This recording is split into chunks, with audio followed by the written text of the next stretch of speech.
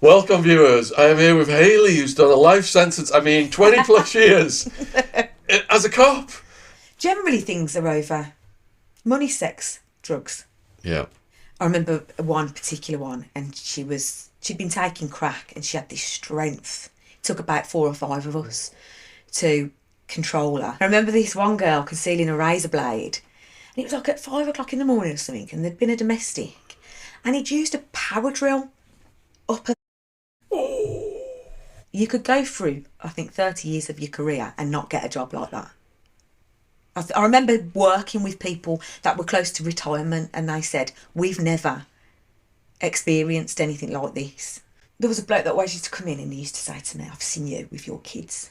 I've seen you around with your kids.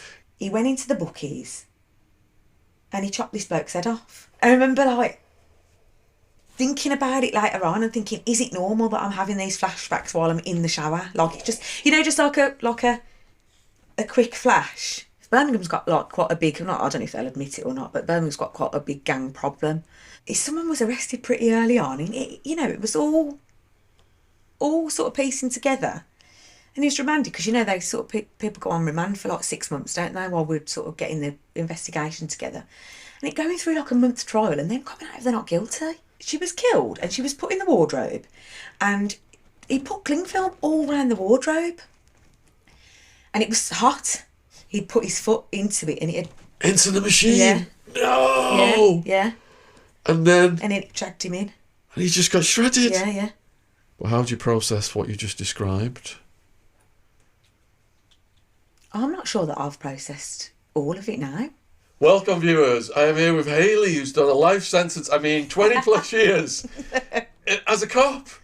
7 homicide, murder, 13 custody. We've had many police interviews. We've never had Hayley on the channel before. It's going to be fascinating, folks. We know how it is with the cops. They break them in with an autopsy and it just gets more and more dark from there until they end up with PTSD and falling out with their superiors seems to be the trajectory. But we'll find out. I don't know what Hayley's story is, so we will find out. Hayley started her own podcast, Spin Justice, primarily on YouTube, Spotify and Instagram right now. So all those links, if you're watching on YouTube, will be in the description box below this video. So huge thank you for coming on. Thanks for having me. Before we get to all this then, we just want to know a bit about you and your life growing up so we can see what led to becoming, joining. So what was your earliest memory? Jesus. I can't even remember. Normal upbringing, Birmingham, council estate, just not brought up with money, didn't have a pot to piss in, still haven't. And just a really normal mum and dad, 2 brothers, close family, but just not anything really to shout about, do you know what I mean? No sibling rivalry? Yeah, the brothers here. No, actually, we're all really close and still are really close. Yeah. A real group of piss takers, I think, is the way that we've sort of been brought up and still do now. Yeah. Just at any time even when there's a bit of sadness underlying, if you just take the piss, it just sort of yeah. Do you know what I mean? Yeah. Just goes. But so you introduced me there. I was a civilian within the police. Okay. So I, at 18, and this is just as simple as it was, I was being made redundant. I worked in an office in the city centre, and I just really needed a job. Yeah. So back then, the Evening Mail used to advertise the jobs on a Thursday. So I just got the Evening Mail of a Thursday and just circled a load of jobs. And one of them was West Midlands Police Custody Office Assistant. And I was 18 and I thought, yeah, that'll do. Along with one for a bank, one for a doctor's surgery, just applied to loads. Yeah. And it was the first one that came back to me. And they sort of said, come and do some tests, very basic tests, nothing intensive. I didn't really have any GCSEs to speak of. And so I went along for these tests, passed them, or come for a medical, passed that. No fitness test or anything, really. And then it was yeah, you're in. Back then, it's very early 2000s, this was. and you didn't need a degree or anything like that, just basic life experience. So I just went and my first ever shift, I'd done 4 weeks training at Talio, which is like a training centre. And my very first shift was like a Friday night on St George's Day. So it was like hectic, you know, everyone was pissed. I'm like 18, I haven't got a clue. And I remember going home thinking, oh, what have I done here? Like, I should never have taken this job. And I hated it for about 3 months, and then just ended up loving it. All right, well, let's slow down a bit then. The training then, what did they actually have you do? It was 4 weeks of pretty much classroom-based training. So it was like a week on law, you know, and the Police and Criminal Evidence Act, and how custody staff are governed, you know, and what sort of like acts you need to abide by. Yeah. And then there'd be like a week on the computer system that's used. And then there might be a week on self-defence training. And then there'd probably be a couple of days first aid and a couple of days basic, you know, like other skills or whatever you might need. So it was 4 weeks solid, but split into different sections. So do you have to be relatively fit to do the self-defence and that kind of stuff? You'd think so, but quite a lot of people that worked there weren't fit. I was 18 and relatively fit at that point. Not as fit as I am now, but, you know, generally fit and well. Yeah. And the self-defence training was a few days. So it was pretty much what the response officers were taught, in terms of we still were trained with things like CS, even though we didn't carry it. But it was more that you would become, you'd have the effects of it. If someone had been CS'd on the street and they come in, you needed to be able to recognise that, because you're going to feel it instantly, aren't you? Yes. Off them. Yes. Have you ever been CS'd? So there was a situation in a pod where there was a riot broke out, and they just came in, and the guard was supposed to wait for backup, but this was a particularly tough guard, and he just put on like a spacesuit and got this fire extinguisher sized chemical spray, and he just opened up on 45-man pod on everyone. Oh my God. I had an old timer cellmate, and he's like, just wrap a wet towel around your head and just blink over and over, and the chemicals will come out. Yeah. So that's what I did. Did it work? Yeah, it alleviated it, because my eyes were streaming and I was gagging and snot and all that stuff. So the wet towel and the blinking, it minimised it, Because they say to stand in the air. So very often if a detainee had come into custody and had been CS, we'd take them into the exercise yard. Yeah. As long as they were compliant, you know, not if they're kicking off, but if they're compliant and they're suffering, because it used to really affect me, even just from this distance. If I'd drop a cell hatch and talk to someone that had been CS'd, it would get me straight away. And I would be like that, nose streaming, eyes streaming, like really disorientated. Yeah. So the air is supposed to be the best thing for it, but they used to tell us that water would reactivate it. Really? Yeah. Oh, perhaps it was a placebo effect, but it felt better for me. Yeah, because sometimes you instinctively want to wash your face. Yeah. But that reactivates the cell. I think the wet towel was to block it. Yeah. Because there was a cloud of it, like in where we were housed. Because they use those kind of, that style at like football matches and stuff, and like bigger events. Well, it culminated with 2 guys who were fighting in a cell, and they just opened up on that cell, and they kept fighting while they were blind. Oh my God. Yeah.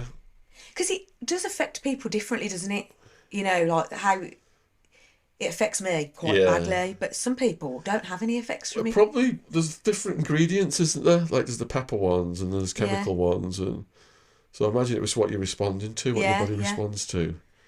So that was part of the training. So you had to be sprayed, did you? They stood us in a line. They stood you in a line. Stood us in a line on a field and walked down the line and sprayed us all in the face. And what was people reacting to that? How? Most people were like me. Were they? Yeah. Like just lose all, like, you know, orientation. Yeah. Yeah, really bad. I hated it. Were people dropping out at that point, or? I don't remember them dropping out. I don't recall that. Yeah. But I don't think so. Yeah. But it's not like something that's going to happen every day, is it? You know, it's just No. like a bit of a taster, I guess. What was the hardest part of training then? Was it that? Do you know what? I think it's probably they drill into you like how you're going to drop in the shit, like what's going to get you in trouble, and it's taking that on.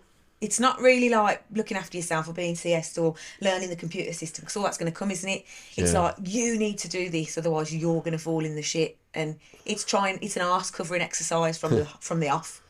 Yeah. I think that's probably that mental load is probably the start of the trauma. So you said you went through this training then, and you was getting cheesed off at the tasks you were doing. What were you actually doing that was upsetting you? What do you mean? You said you were bored and you was going to quit.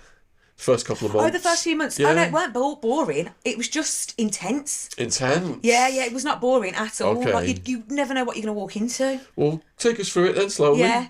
So that first shift, a Friday night, Yeah. which started at 10 p.m. It's St George's Day. It was like the first custody block I ever worked in was in Harborne. And back then, Harborne High Street used to be quite a good night out. Yeah. So it would be quite lively for the pubs and bars and stuff. Yeah. So naturally, obviously, anyone that's arrested in that area would come in to the custody where I was. And it was just, there was only 14 cells there. These days, they've got super blocks that have got like 60 cells. Yeah. Back then, there was like 14 cells, and you could double prisoners up if they were of a sort of similar, low risk. So you could put 2 in a cell or whatever, but we were full like that anyway. By about 1-2 o'clock, we were full, no space left. Yeah. And then everyone's drunk, ain't they? So they're all pressing the buzzer, pissing under the doors, smearing up the walls. And that was what got me thinking, what am I doing here? Like, surely there's a better job. Surely I could be doing something else. But it quickly went from like sinking and thinking, oh my God, what have I done? To like just thriving quite quick. I think with most jobs, no matter where you are, that first few months you've got to find your feet. Mm-hmm. And I was definitely thrown in at the deep end. And what about the violence amongst these drunks in custody? Yeah. So fighting and restraining people just becomes a daily occurrence. Yeah. Do you remember the first time you had to do it? Yeah, so on our patch, there was an area of Edgbaston called the Red Light, the Golden Triangle. It was where the prostitutes used to sort of loiter. And so obviously being a female, if someone come in and had to be searched, it needs to be a female to search. Yeah. And quite often they'd conceal things and they don't want you to find it, so they'd kick off. So it would have been, a street worker coming in. I remember one particular one, and she'd been taking crack, and she had this strength. It took about 4 or 5 of us to control her and get her searched and into a cell. So what is the search? So it depends. There's different levels of search. So, and it generally goes on any warning markers that they've got. So if they've got a warning marker on the police national computer for concealing, or, it depends, drugs, self-harm, it depends on what level of search they get. So you can start off with a normal sort of cursory search. Back then, it would have been me physically searching the person. There wasn't really the metal arches you get now that you get in the airport. They've got a lot of them now. Before that, there was, the wands, the metal wands. They came in a bit later. They weren't there at the very beginning. Yeah. But you could, pat them down. But you want to be... You don't want to be getting intimate with people, but you need to be giving them a thorough enough search. So, for example, with the ladies, they need to be pulling the bra out, making sure there's nothing falling out the bras. Yeah. And checking all, pockets and taking outer layers of clothing off, things like that. Yeah, where we were housed in Arizona, it was just constant strip searches, including all your bodily orifices. Yeah, yeah. So it wasn't as intense as that then. It could be, depending on the markers of the person. So if someone came in and they needed a strip search, then yeah, it would be. And do people resist that? Yeah. Do you have any stories of that? Yeah. Oh God. Especially, you know, like with the sex workers and stuff, because they used to come in quite a lot back in the sort of early 2000s. Something must have happened. I think there was quite a lot of ASBOs put in place at a certain amount of time that prevented them from working on that patch, because it did seem to get less and less over the years. Yeah. But back in the early sort of 2000s, it was rife. And they don't smell the best, do they? Because they don't really look after themselves. And, you know, you got to get sort of quite, not intimate, but you have got to get quite close to them and, you know, make sure they've got nothing concealed, basically. You've got to be thorough enough to make sure if there's something concealed, it's got to come out. So I remember particularly one female resisting. And that just makes it harder, doesn't it? Because searching someone in general, you know, you've got to be quite thorough, but then doing it while they're kicking off. It's the same as taking someone's fingerprints when they're kicking off, or someone's photograph. We can do it, well, we could do it by force, but generally it's never going to be the best quality, is it? Yeah. Do you know what I mean? Yeah. So yeah, it was an everyday kind of occurrence. What kind of things would you find contraband-wise people had on their bodies? Drugs mainly, but I particularly remember one girl concealing razor blades. And like, I remember thinking, why would you do that?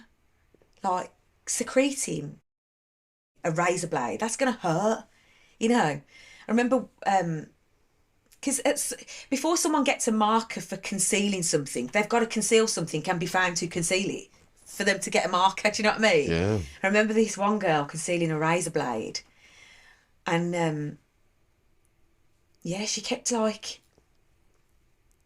she weren't necessarily cutting herself with it, but she was just, we couldn't get it off her. Oh, yeah. That was like really in the early days, and she was a young girl. So how did you end up getting it off? We'd have to restrain her. Yeah. And obviously then you're risking your safety and stuff then. Yeah. Because she's got a blade. So you went through those early months then. You're basically just adapting. Yeah. And what was it that made you think, right, I'm going to stay with this? I think you almost become like a bit of a family. So because you're spending a real long time at work with people, so there would have been like a custody sergeant, me, and a colleague doing the same job as me, and you're spending 2 earlys, 2 lates, 2 nights, well back then it was 3 nights with that person.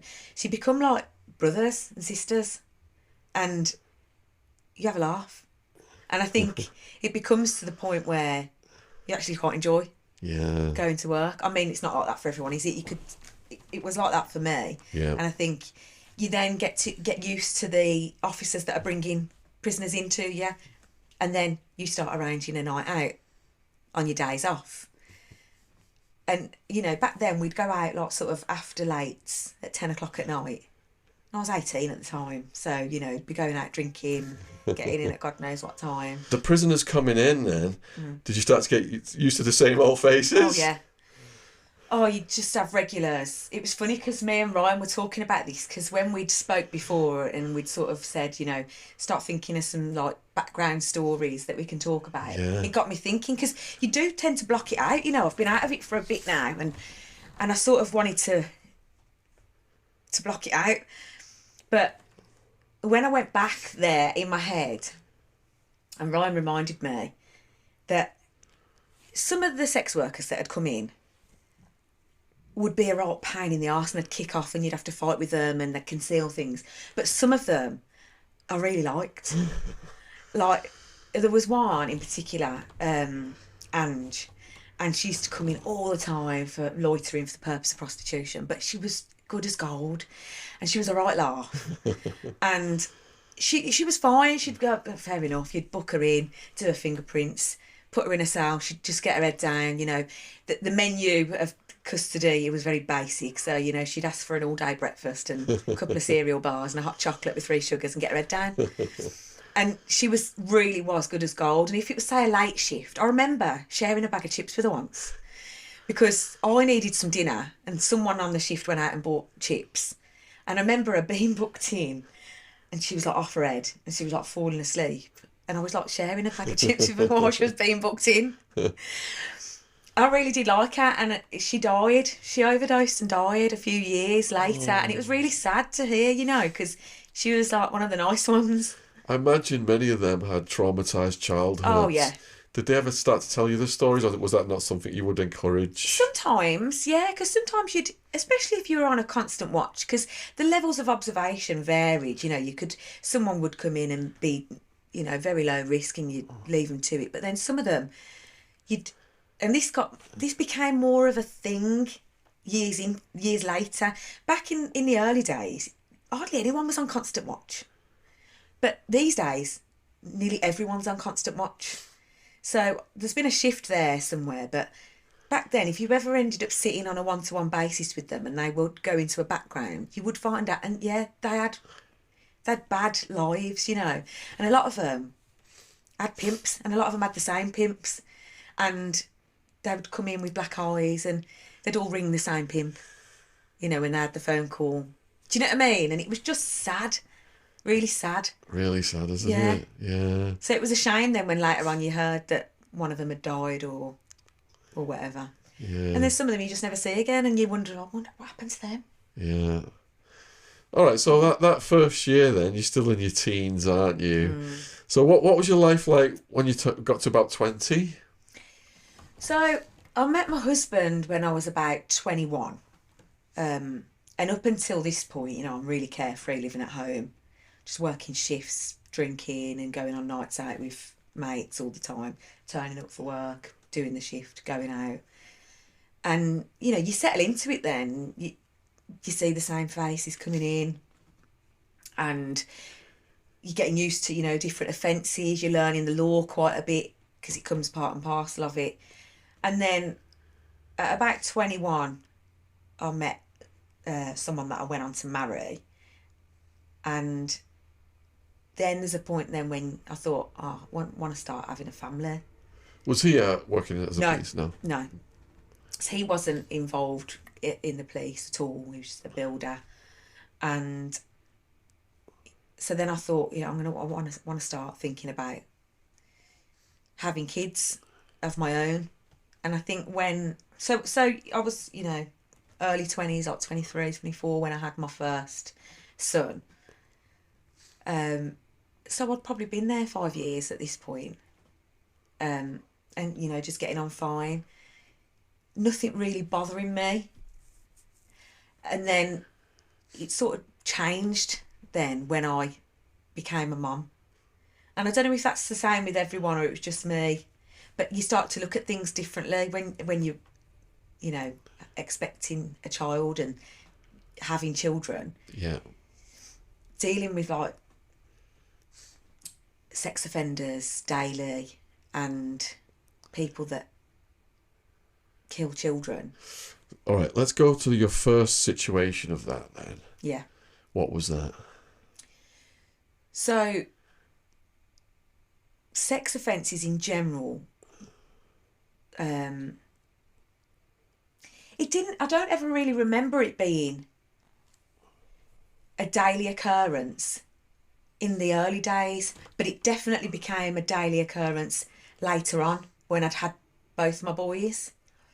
But going way back, I remember a doctor, a paediatrician doctor, coming in for indecent images of children. I remember being like, he works at like the children's hospital and he's now been charged with indecent images.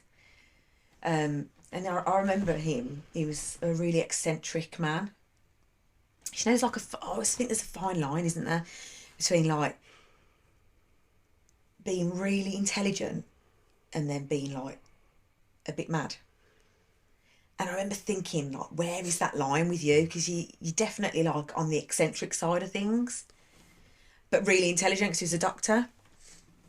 So yeah, I remember that being a shocker and really sort of opening my eyes a little bit. Because a lot of them go to professions where they access kids, don't they? Well, it's a real good way to abuse your position, isn't it? you know, if you've got regular access to children, you can abuse that position with ease. And when you're a mum, it's terrifying because for me and Jen, and Jen's interviewed a lot of people as well. It's like there's danger everywhere, isn't there? Yeah, yeah, yeah. So this is probably where, at this point, I started to become a little bit unwell, I would say. I hope you're enjoying the podcast. It's with my sponsor, Shopify. When I started this podcast, there were a lot of things I had to figure out on my own. Algorithms, guest booking, marketing. I was a bit naive about what was involved, and as you get deeper into it, it starts to overwhelm your life. Finding the right tool that not only helps you out, but simplifies everything can be such a game changer. For millions of businesses, that tool is Shopify.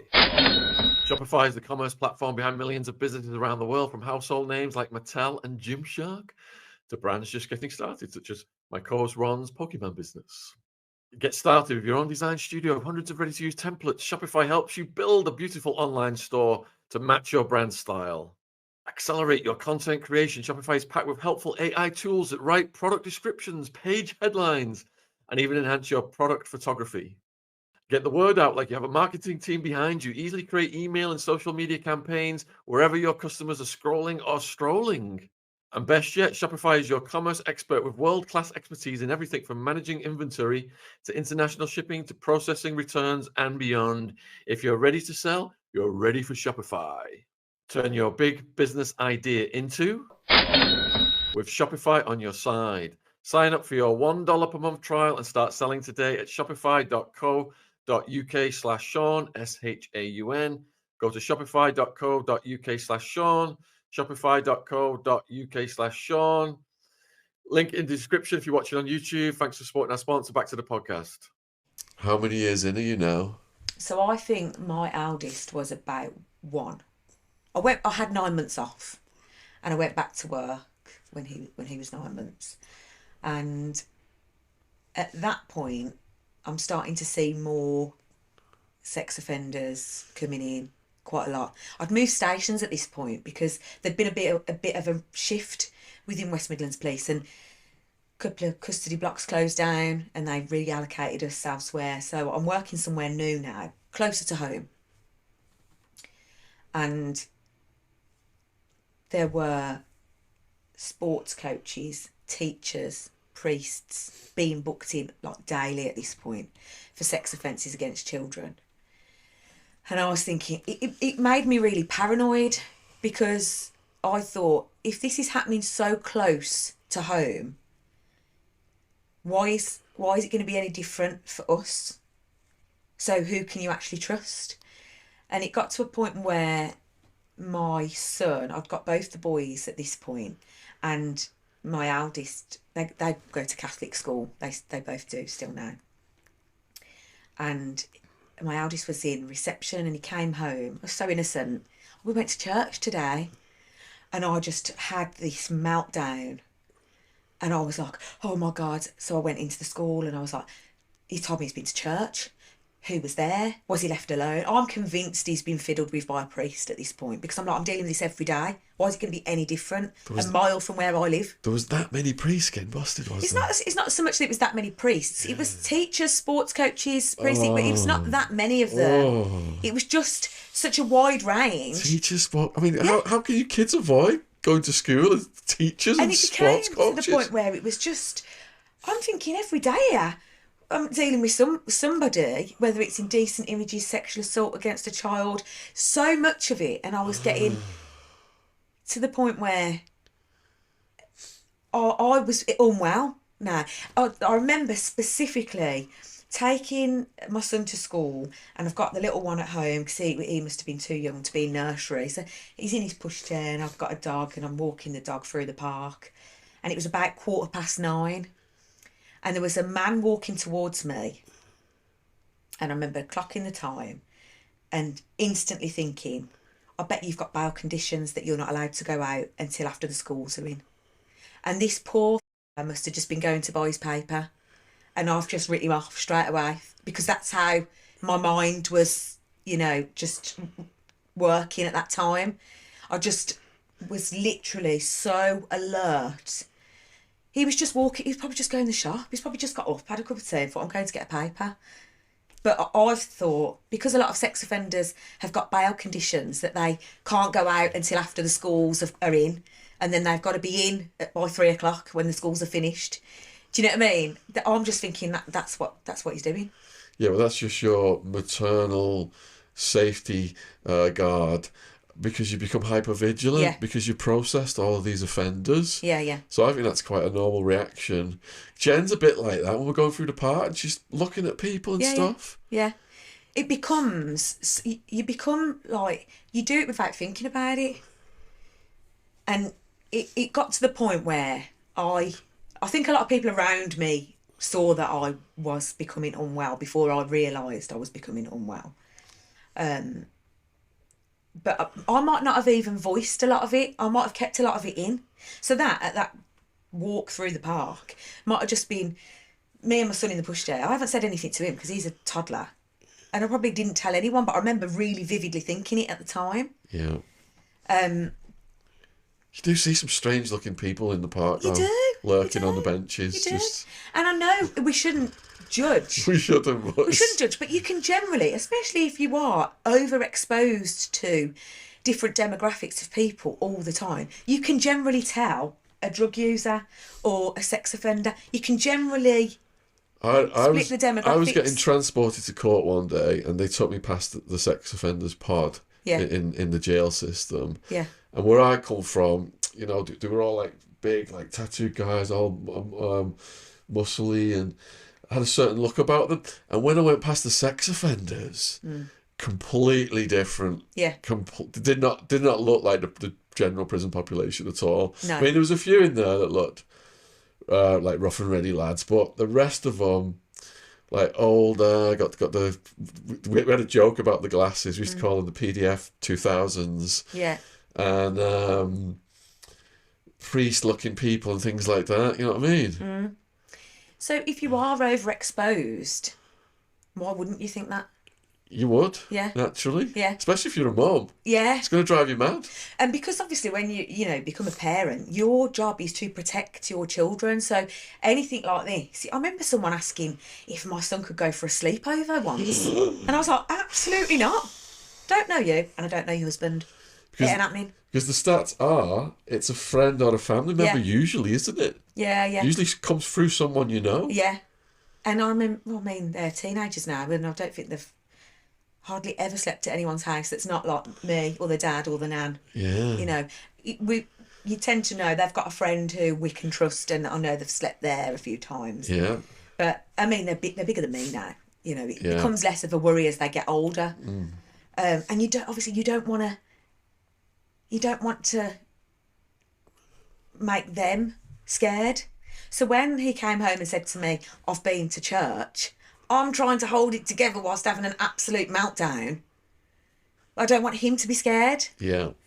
So it's almost like, how do you ask them without asking them? Yeah. You know, you've got to educate them, haven't you, that, you know, about... Inappropriate. Inappropriate things and their private parts and things like that without scaring them to death, like I was scared to death. Which is not easy, is it? No. Yeah. No.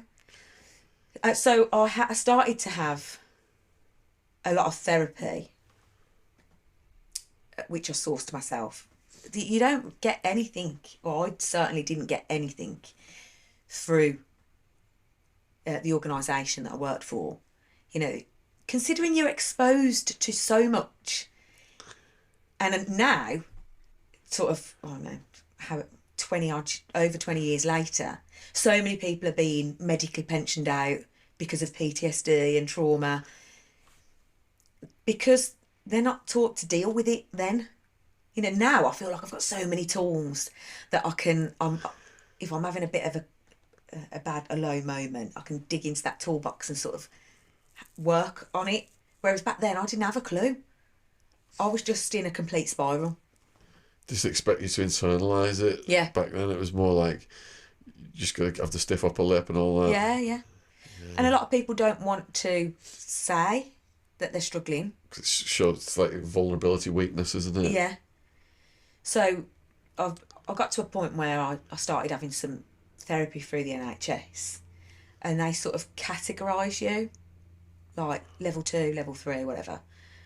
And I remember going and them saying to me, right, tell me, and me sort of offloading all this stuff to them. And them sort of going, you need some really high intense treatment that's going to take like a long time, like, and the waiting lists were really long. So like, we really don't want to leave you with nothing. So we're going to start you off on like a lower level treatment so that you're in the system, so that we can get you onto the higher level treatment that you need. But you're seeing someone regularly. So I was really grateful for that, because, you know, they were early doors that sort of caught me and sort of said, right, start doing this, you know, introducing me to things like meditation and mindfulness and all sorts of things that have picked me up along the way. And while you were getting that treatment, were you still dealing with that same type of offender? Yes, at that point. I remember having my second son and being really skint and needing to go back to work, and he was 4 months old. And so I went back, and the first day they said, oh, you're on a cell door watch of this female prisoner, and she's killed a baby who was 4 months old. No. And I thought, are you fucking kidding me? No. And I was like... Did you know the circumstances of how that happened? She'd overdosed the baby on methadone. What, like to shut the baby from crying or something? So she'd wanted to, like, you know, use drugs without being interrupted. Oh, God. And I think she'd probably been giving the odd bits of methadone, you know, maybe a very minimal amount. I don't know what a baby can take. Clearly not a lot. Because, you know, like, it's a serious drug, isn't it? And she'd given them... And it was a boy, and he was the same age as my son at the time. And at the time, looking back, I remember thinking, I was probably like massively postnatal. My hormones were all over the place. You know, I've just had to leave my 4-month-old baby at home to come back to work to pay the bills. And the first person I'm dealing with has just overdosed their 4-month-old baby on methadone. Just hearing it is upsetting me, so I can't imagine how you felt in the moment. Oh my God. I just remember. Well, the way it impacted me after that, I can recognise, I know it now and I can tell the story of it now, but at the time, I couldn't medicate my kids without being really paranoid. So what you're giving to your kids at that, you're giving Calpol, ain't you? You know, you're not giving them anything more than Nurofen or Calpol when they're babies. But I remember reading the back of a bottle of Calpol. I could have memorised it. I read it that much. Like 3 to 6 months, they can take this much. You know, and 6 to 9 months, they can take this much. You know, so you're giving like 2.5 mil or 5 mil. It's not methadone, is it? Nothing's going to happen to them. But I was so scared to give it to them because that kept coming back to me. And I remember dealing with, you know, a lot of people that abused or neglected children. So anytime there was anything wrong with my child, I'd take them to the doctors or the hospital. So it was noted. So it was put down in the red book. Because I used to think, if anything ever happens, at least there's a record that I've tried to get help. You know, and this is the way I was thinking. I weren't right. But yeah, that really affected my parenting. Like, I wasn't so irrational that I wouldn't give them the medication because I knew they needed the medication, but I'd be in an absolute frenzy. So with the person who did that to their own baby then, was it difficult to just keep a professional demeanour? I mean, you must have inside felt, wow, you piece of... Yeah, and she was really manipulative. So she? Yeah, really manipulative. So she was really like spinning this like sad story that, you know, she hadn't done anything wrong. And she was the victim. Oh, yeah. Yeah. And it was only really talking to the investigating officers a bit later and hearing about the evidence and whatnot that I was like, oh, my God, like, really manipulative. What kind of a sentence would she have got? I remember she was sentenced. It couldn't have been that long because I know she came out and in a mad twist of events, used drugs, overdosed and died. I remember hearing that she died. So I know and this was like all with, my son now, he's like 12. That's guilt, isn't it? I don't know. I don't know whether she just maybe used what she used before she went in prison and weren't used to that level anymore. But I remember hearing that she died from taking too much. Wow. And it was in the paper, and I remember reading it and thinking, there's that woman that. So she basically got a slap on the wrist, and then she did go to prison. She got a sentence, but I just don't think it couldn't have been long enough because it's been years since she's died. Yeah. So I couldn't tell you how long it was, but it weren't long enough anyway. So what other offenders triggered you like that were like at that level? She really massively is a big one that stands out. I remember there was you remember certain weird ones. I remember this bloke that come in, and I remember him because he had a glass eye. And it was like at 5 o'clock in the morning or something, and there'd been a domestic, and he'd used a power drill up. And I remember thinking, what the, like, what? And I remember the officers coming in and telling me like that the scene was like, there was like body matter on the drill bit, like do you know what I mean? And I remember thinking, what? But the thing that stuck out to me was that he had a glass eye. And it was just because he didn't have his eye in, and it was like, can you go and get his eye from the house? Like, do you know how some people would need medication and you'd send the officers back to the house to get the medication? He was like, can you go and get his eye? Yeah, really like early memories, that one. That's one of the most insane stories I've ever heard. Was he behaving himself, or was he acting up? Absolutely fine. Was he? But I always used to find that the ones that had committed the most serious offences were good as gold. I remember meeting a hitman once, and he was the most gentlemanly man I have ever met. What was the alleged story of his? He was stopped with. He was on his way to do a hit, and he got a boot full of firearms. And back then, on the patch that I worked, was Winson Green Prison, which was like HMP Birmingham. And back then, and I don't know how it works now, but you could produce someone from prison on what's called a production order, a Home Office production order, so we'd call them a hoppo.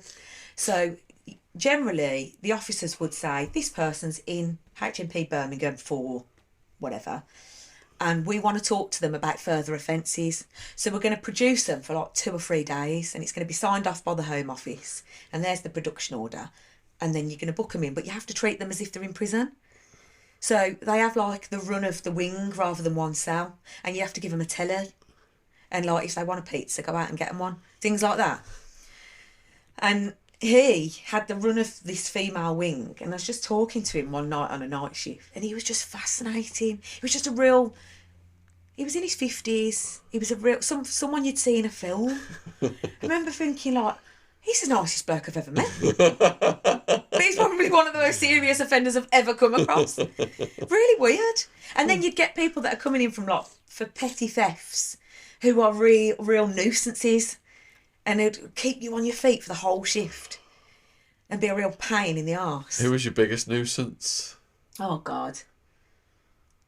There was a bloke that always used to come in, and he used to say to me, I've seen you with your kids. I've seen you around with your kids. Isn't that an offence in itself to say that to you? I don't know. At the time, I remember being a bit That's scared that's at the like time. a threat, isn't it? I'm gonna get your kids. I know where you live, kind of thing. Yeah, he was like, I've seen you around with your kids. And I remember being a bit scared at the time, thinking, like, has he really seen me with my kids? Or is he just saying that? Like, how would he know you have yeah, kids? exactly. He must have. Because you see so many people and you don't remember that many of them, but they must remember you. Because they're probably seeing, they're probably one of 50, God knows how many people you're dealing with on a daily basis or whatever. So they tend to come and go and blur into one. So how would you react to him saying that? I think I probably just went, yeah, whatever, I'll shut the hatch, like, and then probably had a little bit of a panic. You wouldn't follow up and try and find out? I might have noted it down or told someone, but nothing was ever done about it. And I remember just keeping it there, thinking if anything does happen, I better make a note of it just in case. Yeah. Nothing ever did. Yeah. But I remember him being quite a dangerous person, because I remember seeing, you know, when you have like wanted pictures, I remember a few years later seeing a poster of him around police stations, and he was wanted and he was quite dangerous. And I remember thinking, he was that one that said to me, I've seen you around with your kids. And putting two and two together. Yeah. But again, it's like something that just gets blocked out. You know, you just move on and forget about it. And then it's only now we're talking about it, you think, shit, that must have been really like dangerous at the time. But it was just an everyday thing. You were fighting with people every day. And So with NordVPN, you can watch my Sons of Ecstasy documentary if you're in the UK, even though it's only available in America, using the Quick Connect. See, I've got it on my phone right here. Plus, as you know, I've been hacked. I've lost my YouTube channel multiple times. NordVPN protects you from multiple types of assault. You can become safer online with a single click. Stay safe from scams, phishing, and malware with Threat Protection Pro. Never stop with the fastest VPN on the market. Threat Protection Pro has protected hundreds of millions of people from attacks. Someone sent me an email pretending to be a sponsored ad, and I clicked on it and it was a phishing attack, and that's how I lost my channel. I wish I had Threat Protection Pro at that point. If the hackers have got your info on the dark web, Nord will monitor it for you and alert you. So you can get 4 months extra on a 2-year plan at nordvpn.com/Attwood, ATTwood. It's risk-free with Nord's 30-day money-back guarantee. That's nordvpn.com/Attwood. Link is in the description box if you're watching this on YouTube. Thank you for supporting our sponsor. Back to the podcast. Did you sustain any injuries? minor, very minor. If anything, you know, you might get into a scuffle and have superficial injuries. I don't think there's ever anything enough to warrant going off sick with. I remember my friend once, he got pricked with a needle, and he was off work for months, having like HIV tests and all sorts. It was really like a worrying time for him. What was the circumstances? Did someone jab him, or did he step on it? Or? No, it was in some property that he was searching, and it was sort of stuck out, and then ended up. I'm sure it went in his stomach, and I'm sure it was like he picked up this bag, and it had pricked him in his stomach, and his wife was pregnant at the time. I remember him being like really shit scared. You know, I remember he like wouldn't sleep with his wife and stuff. I remember him thinking, like, I'm really like trying to protect myself, because things like HIV and Hep B, these are like everyday things that you're coming into contact with. You'd have your jabs if and when you needed them, but you know, a tetanus, and so you'd often get bitten by people or deal with people, needles and things like that. It was everyday stuff, so it was real common. Yeah, I had a cellmate, and he left his needle out, and when I was getting up to my top bunk, it stuck in my foot. And I thought it had been like an accident, you know, I'd done it accidentally, and he's yelling at me, you know, watch where you're going. And I spoke to another guy said, yeah, he's got hepatitis C, he's trying to give you hepatitis C, be careful. Yeah. What, did you have any tests or anything after that? Yeah, I'm good. It didn't, no blood was coming out. My foot skin was quite thick, that it got stuck in the thicker of the skin. Yeah. So I was lucky. Yeah. I learned quite a bit about that, illnesses and things, and diseases while I was working in there, because it's quite hard to catch stuff like that. And I remember specifically like HIV and stuff, some people would be quite extreme in the levels of protection, not knocking them, but it's actually quite hard to catch. You know, like, you ain't catching it from talking to someone, are you? You know, and even if it was a bodily fluid, it has to be quite a lot to actually catch it. And I remember a doctor saying that to me once, and me thinking, oh, okay, like, yeah, it's not as easy as you think. About 80-90% of the guys I was housed with hepatitis C from sharing dirty needles and from dirty tattoo instruments. Ah. Yeah, there was an epidemic of it. Yeah. I imagine HIV must be harder. I was sat at the table at one point with a guy with HIV, and we were sharing our food and everything. I was like, that's how hungry we were. Yeah. Yeah. You got, yeah. I think it is quite, from what I remember this doctor saying to me, it's not as easy as you think to catch. Not sharing food with someone's fine. Yeah. You know, it's got to be quite a lot of bodily fluid contact that you're coming into contact with. I think, was it Princess Diana who was like hugging the people? Yeah. Wow. So you're learning a lot in your 20s then in this job. Yeah. You've got this maternal instinct kicking in because you've had your kids and you're dealing with all these offenders. Any other notable stories from in your 20s or notable characters that you met? I think just, we were talking about this on the way up because I was saying that I'm not a mental health professional or, you know, a healthcare professional, but you learn so much from, say if I'm escorting a detainee into a mental health assessment time and time again, you get to know about what questions are going to be asked. So it was teaching me so much through my 20s that I'm into my 30s and stuff. So now I feel like I can really recognise it to the point where if someone's displaying a mental illness, I can pick it up because I've sat in on these assessments for years and like been sort of like privy to this information through the professionals. Just so yeah, we were talking about that and saying like how much you're exposed to and how just a general someone being disorientated to like time, place, person. Do you know what day of the week it is? Do you know who I am?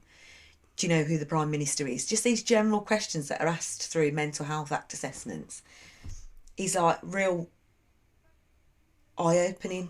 Because not everyone displays the mental health signs in the same way, do they? But no. Real like general run-of-the-mill stuff that I was just, dealing with every day. So what about getting the medication to these people when they're assessed? Was that a problem or was it easy? Sometimes. So you'd have like custody doctors that could come out and administer certain medication. But the run-of-the-mill stuff, you know, most people are given hydrocodone and diazepam. If they've got their own medication, so say if someone comes in and they've got an illness that needs medication and it's at their home address, quite often you'd be instructing the police to go to their home address to collect their medication, bring it in, then the doctor could give it to them. But if that wasn't possible, they either didn't have it or they just had the run-of-the-mill meds that the doctor would give out.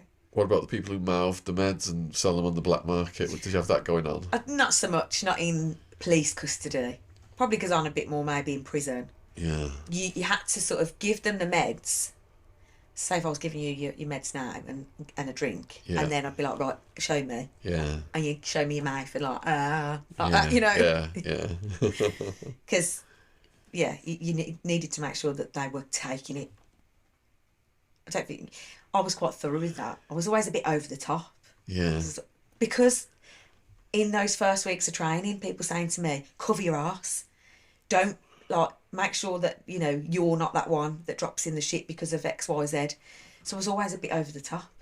So the other people who started with you, were they lasting as long as you, or were some of them dropping off? Some of them are still in there. Are they? Yeah. How on earth some of them are still in there now? Yeah. Talking into the 20-odd years now. Yeah. Well, over 20 years. So 13 years in custody. As you get into the end of that 13 years, how are you in your life at that point? Yeah, I've had my kids at this point and I'm quite unwell. So you're going into your early 30s now, is it? Just 30, just 29, 30. Yeah. Yeah. And I was like, I need to get out of here. Yeah. Actually, not well. Questioning everyone. I was having therapy through the school because it was a Catholic school and they were great, but I was like, I'm dealing with this every single day, so why would it be any different for me at home? I live a mile from where I work, so they actually got me some counselling through the school, and I was having it through the NHS. Plus at this time I went off sick for 6 months, and at that point, you know, I'm meditating every single day, practicing mindfulness, not drinking, eating completely clean. This is the start of me becoming addicted to exercise. And going to the gym every day. I was probably like a really like 8 stone or something at one point, where quite unhealthy. Not unhealthy. I was healthy, but I was just not putting anything into my body, and going exercising every day. I remember my friend went to live in Canada, and she came back and she was like, "Oh my God, what's happened to you? You've disappeared." And I think when you don't see someone for a long time, and then you can register that they've changed. So when you said it got to the point where you were questioning everybody, what did you mean by that? Oh, just wouldn't let them go out my sight. Who? The kids. Oh, your kids. Yeah, and not the prisoners. Yeah. Couldn't wait to get away from them. No, the kids, I wouldn't let them. Yeah. They were never going to be as safe as they were when they were with me. Yeah. And I just, even school, church. Well, stopping at a mate's house was completely out of the question. Party, soft play. Jen's just took Ziggy to a soft play. I remember being so in a soft play, paranoid, that I would like sit by the exit, because I just make sure that if they did go out my sight and someone was going to take them, they couldn't get past me. Don't tell me you had any offenders who'd done stuff in soft plays, did you? Not that I remember. But my mates were like, "Will you just chill out and have a cup of tea?" I couldn't let them out my sight. And my friends were so relaxed. And I remember thinking, I really want to be like that. Why am I like this? Why am I so uptight? And like, constantly checking them, constantly checking on them. When they were babies, I'd constantly check that they were breathing. If they were asleep, I'd constantly check that they were okay. If there was ever any minor thing wrong, I'd take them to the doctors. I was completely over the top. So, are you thinking then you don't want to deal with this type of offender anymore, so you want a change of position? Is that how you transitioned over to homicide? Yeah. I went off sick for 6 months, and I was under like the doctor at work and stuff, and I was just like, I need to get out of this. I need to get out of this environment. The stuff that no one ever talks about, even just the most basic of stuff, is like the smell. What it smells like in there. You walk into a custody block, generally it stinks. Because you've got loads of bodies. And where I was housed, it was like sweat and bleach. Yeah. The floors are always being mopped. Yeah. And the toilets, the sweat, the toilet smell, bleach, and occasionally someone like blazing up some kind of drug or something, or smoking something. Yeah, so it weren't so much that in police custody. It's not as easy to do stuff like that. But just general squalor. Like, I always can smell this. Like, sometimes now, if I come into contact with someone that's like living rough, maybe, there's that real distinct smell of like, that's the first word that comes to my head. It's probably quite disrespectful, but it's like a squalor, like, smell. It's almost like stings your nostrils. And like, even those things, I was just even sick of that. I was just like, I just need to get out of here. So I went off sick for like 6 months, sort of tried to fix myself. I'm having therapy like all the time at this point, and really trying to look after myself. And then I had to go back to work because you only got 6 months paid. So after 6 months, your money goes down. We've all got bills to pay, haven't we? So I went back to work, but I was on like restricted sort of like hours, and just doing like some real, not in custody, just doing some like criminal justice admin, if you like. They're like, what can we give her to do? Like, she's not well enough to go and work in there, but she needs to come back to work. So just give her the filing or something. Do you know what I mean? Just doing stuff like that. And then a civilian investigator job came up on the homicide department. So I thought, right, I'm going to go for that. It's no shifts.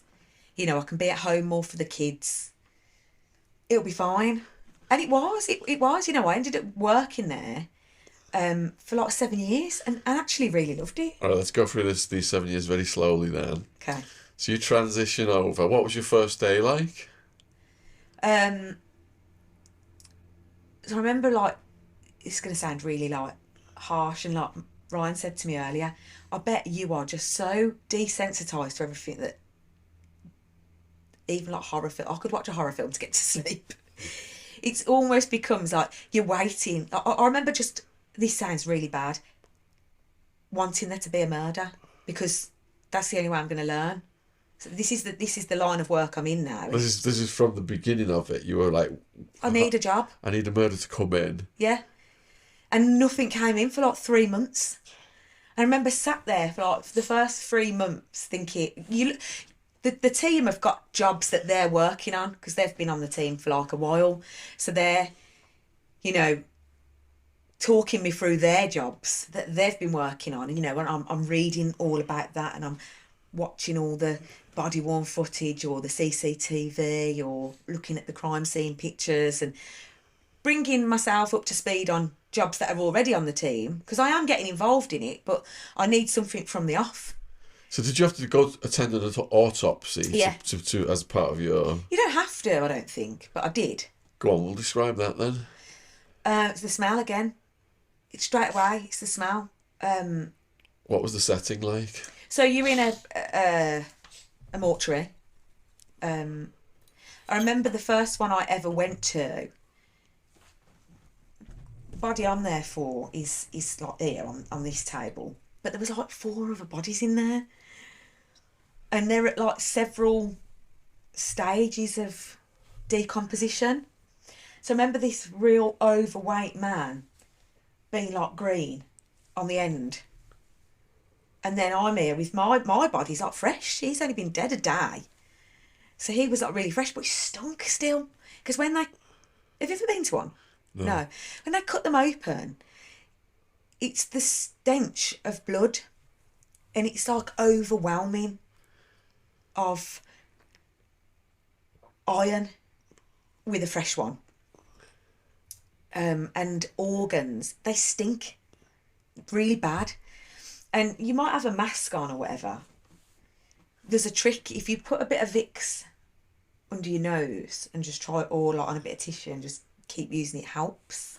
Learn that. And it's quite cold in there because you've got a full suit on, like scrubs. But they wash the body down at the beginning, so you've got wellies on. So it's quite cold in there, but at certain points, if you stand in the water, it like warms you up a bit. Weird. But it's so run of the mill for them because they're doing it every day, aren't they? The pathologist and the technicians in the mortuary, that they're just like measuring bits and cutting out hearts and chopping the top of their heads off and weighing the brain and just stuff like that. And you're just like, because they use a saw to like an electric saw to get the skull open, and obviously it's not a nice sound, you know. So it's these kind of things that alert your senses, you know, the smell, the sound, the sight of the organs being diced and stuff. Like, you know, if they've got to cut a bit of the heart off, send that away, a bit of the brain off, send that away. It's just really like overwhelming. So with the corpse that you were assigned to watch, did they determine the cause of death in front of you? They can very rarely do that from the off. Quite often, even if there's like a gunshot wound to the head, they'll say pending. You know, the cause of death is pending. You know, on further investigations, they might just want to make sure that he hasn't had a heart attack, which clearly he's been shot in the head. You know, that's how he's died. But they won't commit to that at the beginning. Got to cover their arse. Everyone's covering their arse. So they'll then send organs off, and then 3 months later you'll get a report saying he's died of a gunshot wound to the head. So how many people were present at your first autopsy? There was me and a colleague, because it was the first one I went with someone. Pathologist, technician, probably some crime scene investigators taking loads of pictures and seizing exhibits and stuff. Probably about 5 people in the room. And watching it then, how are you feeling? A bit of a mix of like fascinated and queasy all in one. It's like you want to watch it, but you don't want to watch it. But then you don't want to, especially in front of your colleague, you don't want to come across that you can't deal with it. So in my head I'm thinking, oh, I feel like this smell is like making me feel really sick. But like your mate's like, you all right? And you're like, yeah, I'm sound. You know, you just like putting that face on. But I remember going home and having a shower because the smell of death sticks with you for a bit. And I remember going home and having a shower and like getting a flashback of the body and thinking, oh, is this normal? Were the eyes open, or was it? Just him being cut open, just him having his post-mortem. And I remember he'd been injected, he'd got some injection sites in his arm anyway, and I remember them having to cut open his arm and peel the skin back, and the veins were like all exposed, and it was like, yeah. I remember like thinking about it later on and thinking, is it normal that I'm having these flashbacks while I'm in the shower? Like it just, just like a quick flash, and then thinking, I'm not sure if that's all right.